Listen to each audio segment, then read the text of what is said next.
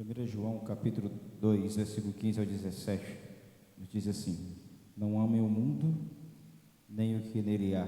Se alguém ama o mundo, o amor do Pai não está nele. Pois tudo o que há no mundo, a cobiça da carne, a cobiça dos olhos e a ostentação dos bens, não provém do Pai, mas do mundo. O mundo e a sua cobiça passam, mas aquele que faz a vontade de Deus permanece para sempre. Essa noite vamos conversar sobre o cuidado com a mentalidade humana. João, ao corrigir esses problemas que havia naquelas igrejas, onde a gente tem aprendido aqui que os problemas eram o conteúdo da fé, a conduta da fé e a comunidade da fé. A ideia de João é que se alguém tivesse um conteúdo distorcido do Evangelho, isso resultaria numa conduta pessoal, de uma vida distorcida em relação à fé em Cristo. E, consequentemente, isso estaria afetando a comunidade, igreja. E ele faz algumas exigências no início àqueles irmãos, em relação à comunhão com Deus, à comunhão com a igreja, à santificação e à obediência. João, como eu entendo que ele era assim um bom pastor, ele sabia que se deixasse esses irmãos apenas com aquelas exigências, eles ficariam desanimados na sua carreira cristã. E é por isso que ele faz um parêntese, uma digressão. E nesse parêntese ele para falar duas coisas.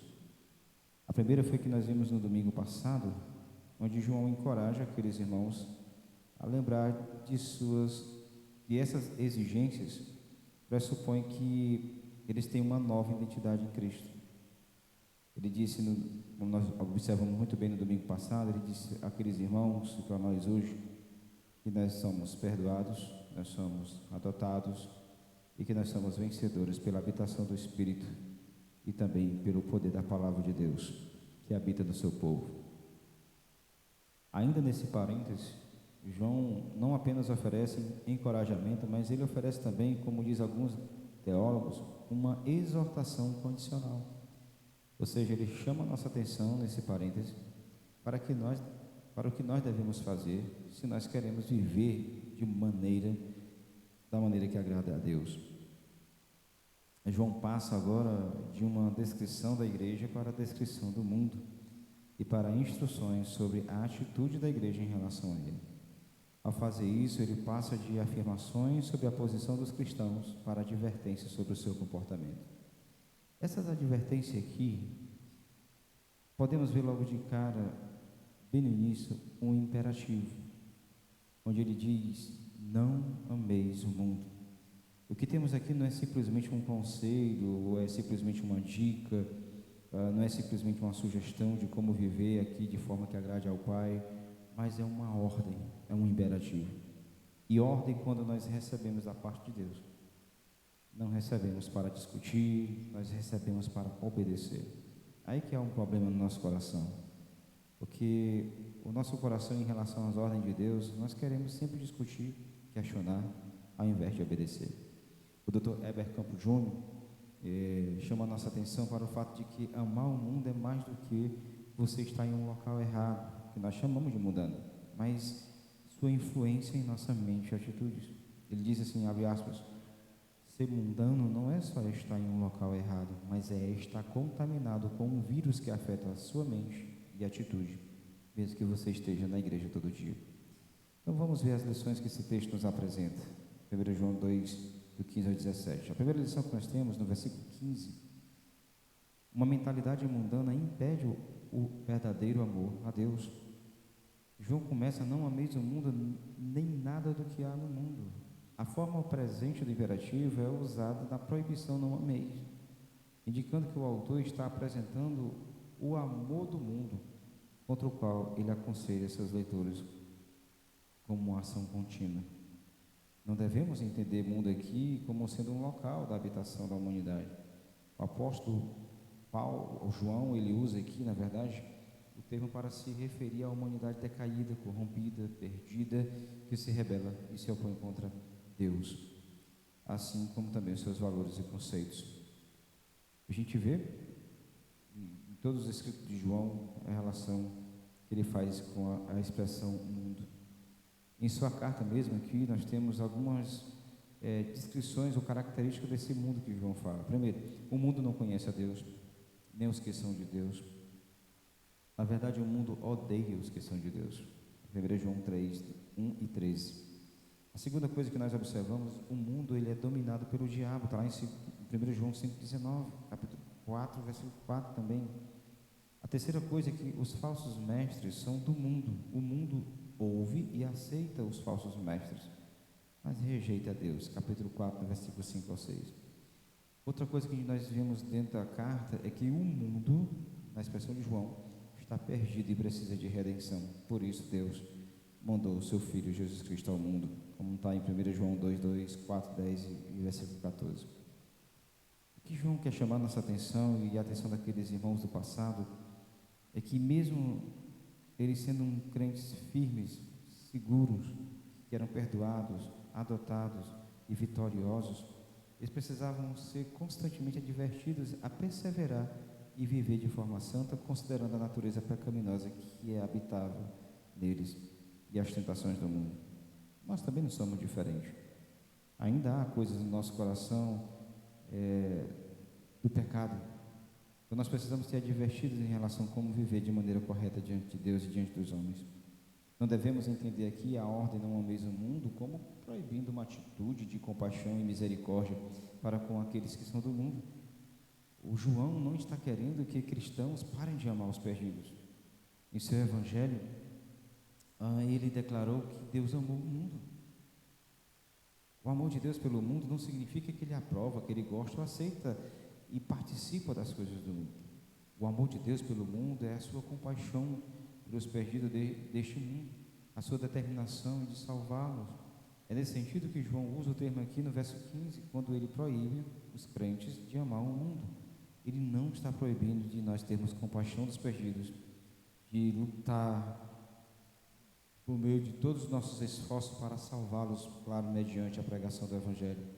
Mas o que João proíbe aqui, que nós não devemos aprovar, nós não devemos gostar, não devemos aceitar e nem participar dos valores corrompidos dos perdidos, dos valores corrompidos aqui dos perdidos. Antes de explicar o que constitui o mundo, João ele vai explicar a ideia das consequências de amar o mundo. E ele começa: se alguém ama o mundo, indica que essa ação será contínua, ela está sendo projetada. O que significa amar o mundo se torna evidente à medida que essa sessão vai desenrolando. E, em suma, o que a gente entende aqui significa que é estar envolvido com tudo que há no mundo, em vez de procurar fazer a vontade de Deus. E qual seria o resultado? Ele diz logo de início: o amor pelo Pai não está neles.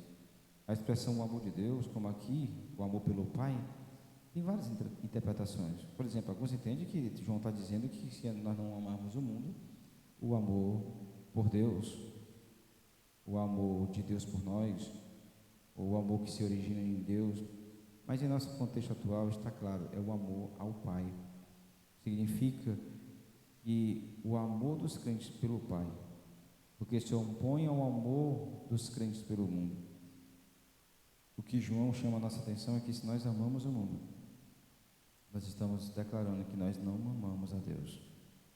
As pessoas que amam o mundo, elas não amam a Deus. E João está dizendo assim: se vocês amam o mundo, vocês não amam o Pai. Esses dois amores se excluem mutuamente. Um crente verdadeiro ama a Deus, seu Pai, e não ama o mundo, cujos valores morais são opostos à natureza de Deus.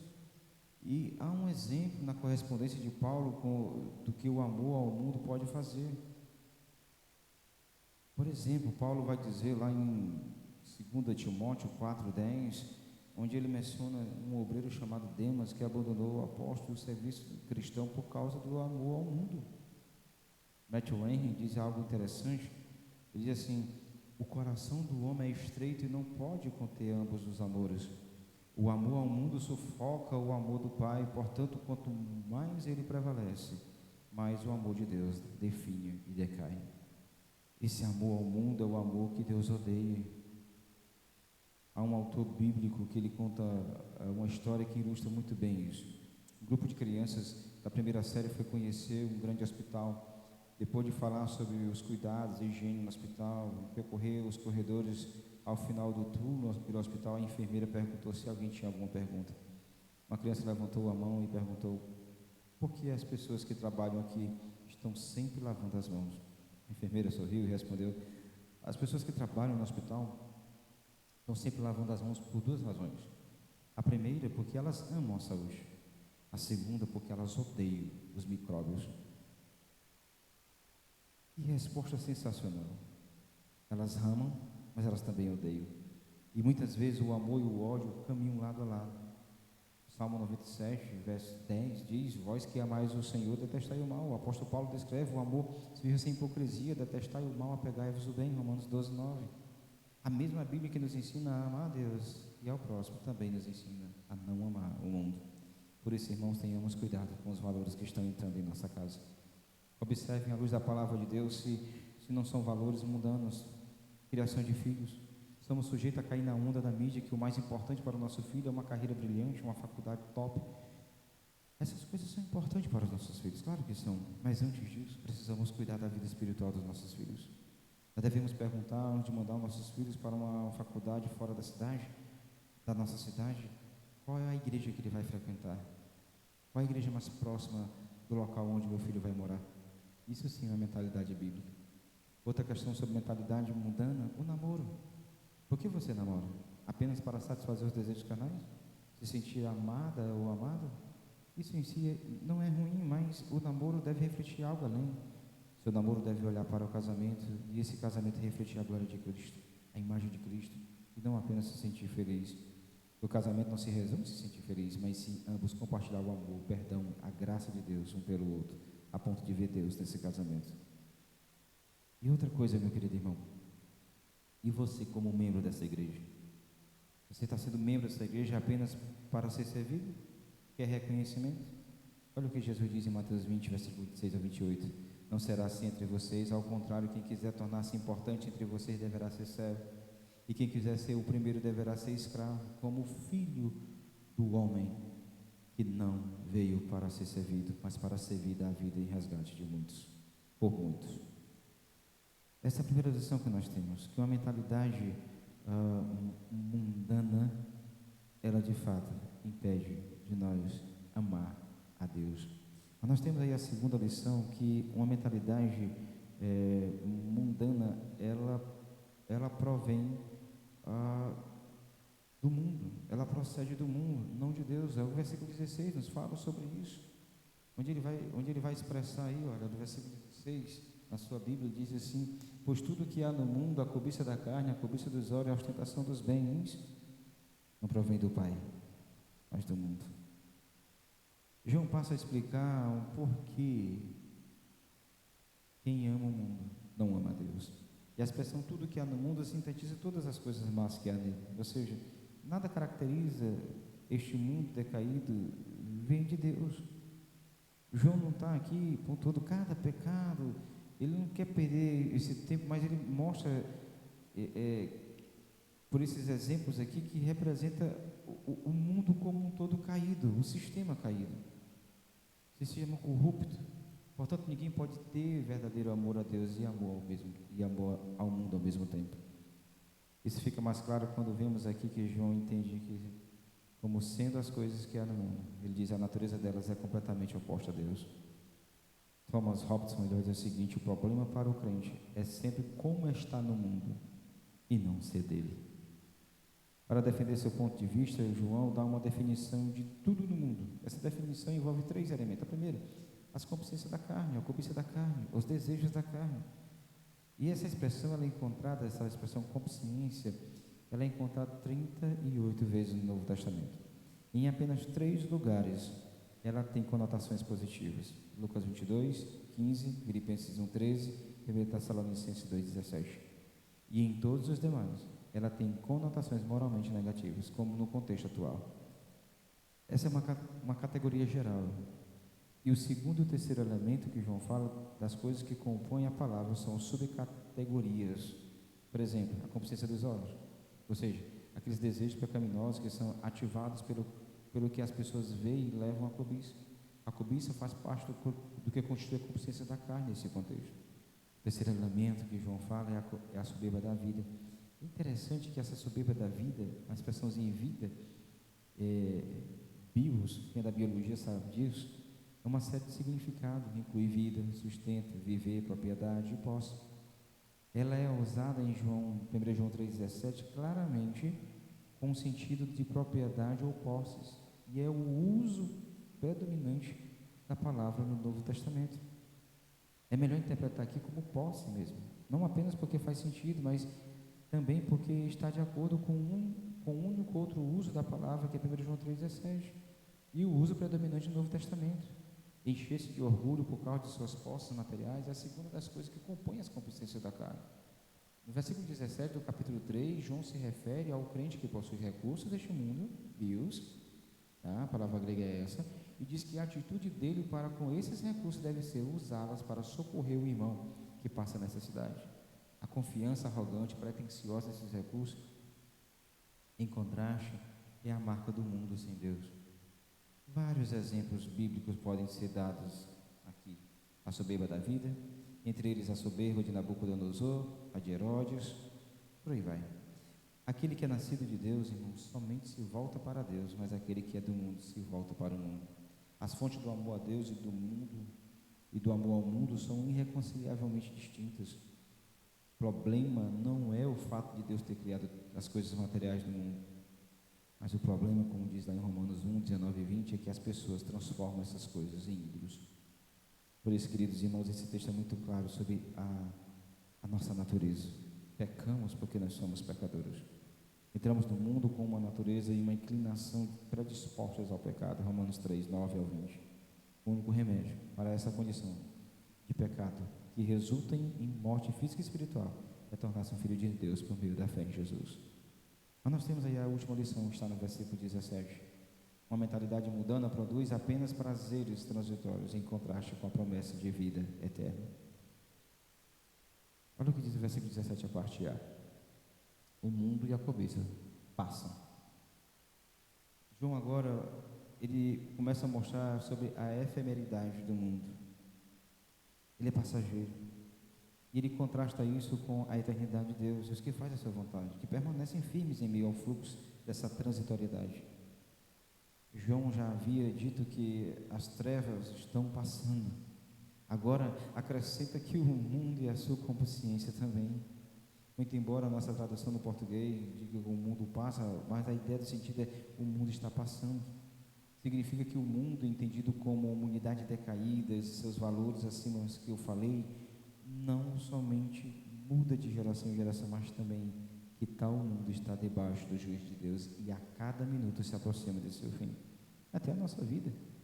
Até a nossa vida, quando alguém completa ano, que é o meu caso hoje, é um pé na cova. É um pé na cova. Nós estamos passando. Por mais triste que seja essa realidade, isso representa um consolo para o crente verdadeiro, pois o conscientiza que a consciência deste mundo um dia vai terminar. Por outro lado, o adverte nós como crente a não colocar o nosso coração nessas coisas que estão debaixo da ira de Deus e que serão por Ele julgadas e destruídas no dia do julgamento final. Sim, o mundo passa com tudo aquilo que as pessoas cobiçam. Mas o versículo 17, a parte dele, diz assim, olha esse texto, mas aquele que faz a vontade de Deus permanece para sempre. Em contraste com o mundo que está passando, João contrapõe a eternidade daquele que faz a vontade de Deus. E aqui temos outra razão para não amarmos o mundo. João não está dizendo que alguém pode fazer a vontade de Deus de forma perfeita aqui neste mundo. A referência é aos crentes em Jesus Cristo, que desejam de coração fazer essa vontade e para tal se esforçam apesar dos obstáculos da sua própria natureza pecaminosa. E eles já executaram a vontade do Pai ao crerem em seu Filho Jesus Cristo, portanto são considerados justos em Cristo e cumpridores da lei de Deus. Em seus escritos, João menciona várias coisas que são prometidas àqueles que desejam fazer a vontade de Deus, não a sua própria. Por exemplo, o conhecimento da verdade, João 7,17. Respostas às orações, João 9,31, são duas delas. Aqui nessa carta, ele menciona a permanência para sempre, no versículo 17. É uma das prerrogativas do Messias, que Deus estende aos que fazem a sua vontade. eles permanecerão eternamente em seu amor, em sua justificação, na sua glória, na sua comunhão com o Pai e com o Filho. E isso não é em razão da sua obediência à vontade do Pai, mas a graça eletiva de Deus. Temos aqui, meus irmãos, a conclusão da mensagem de hoje. Temos diante de nós uma escolha entre dois estilos de vida e as suas consequências. Por um lado, uma vida de amor ao mundo, que já se encaminha rapidamente para o juízo final de Deus. Por outro lado, uma vida de obediência à vontade de Deus, com a decorrente vida eterna. Escolhamos a obediência e a vida. Consequentemente, fujamos do modernismo. Queridos irmãos, lembremos da transitoriedade da sociedade corrompida. O dia do juízo trará um fim ao mundo pecaminoso, ao passo que a humanidade redimida, a igreja, vai permanecer para sempre. A segunda coisa que eu quero que você leve para casa, renovemos-nos diariamente pela palavra de Deus. O texto diz: o que há no mundo é oposto à natureza de Deus. Em vez de amar o mundo, o crente deve transformar-se pela renovação da sua mente. Romanos 12, 2. Amar o mundo é tornar-se inimigo de Deus. Tiago 4, 4. Então, querido, renove a sua mente pela palavra de Deus. Talvez, se não conhecêssemos o contexto de 1 João, o contexto da Escritura como um todo, diríamos que estamos perdidos. Porque o nosso coração tem tendências fortes de amar o mundo. Nosso coração é insatisfeito e queremos experimentar, cobiçar e ostentar. Nós queremos ostentar. Mas lembremos, irmãos, que a nossa satisfação está em Jesus. Preste atenção no que eu vou lhe dizer agora. Lá no Éden, um local perfeito, maravilhoso, Adão e Eva pecaram, caíram. Mas olhem para Lucas 4, a tentação de Jesus no deserto. A Bíblia diz, o que a Bíblia está tentando nos mostrar? Que o primeiro Adão caiu no Éden, mas o segundo Adão no deserto, num local de dor, num local que ele foi tentado em todas essas áreas que João cita aqui. Ele venceu todas. O que a Bíblia nos mostra é que Jesus é maior do que Adão, é maior do que o próprio Israel que caiu no deserto. O segundo Adão, que é Jesus, venceu todas as tentações do mundo, e por meio dele podemos vencer e nos satisfazer dele. Que o Senhor, que o nosso Deus, nos abençoe em Cristo Jesus.